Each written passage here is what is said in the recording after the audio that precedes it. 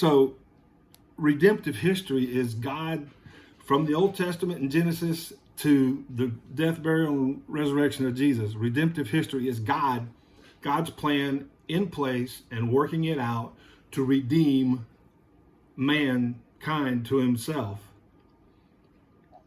And so in Acts 25, he says, I'm not a crazy person. Most excellent Festus, Paul replied, what I am saying is true and it's reasonable. There's your apologetic concept right there. It's reasonable. But the fact that Paul or David or Brad,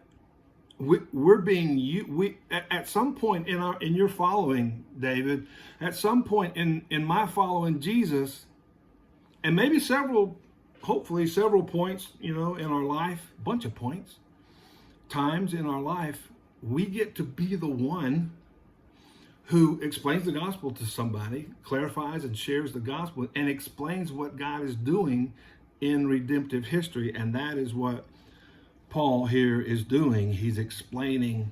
That's why he starts out chapter 26 by saying, from the beginning. I think it's in verse 4. He says, I went at me as a child.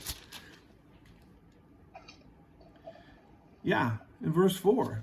So he's explaining his own story, and in light of God's redemptive history of mankind, what are the things God has done throughout history on a timeline, on a continuum in history to bring man back into relationship with himself. And so here in verse 25, he's explaining that in the previous verses too, about God's redemptive, what God is doing. And you and I, as coaches, we get to do that when the occasion arises. We get to tell our story of what God is doing, and explain what that people can have a personal relationship with him too. So that's cool.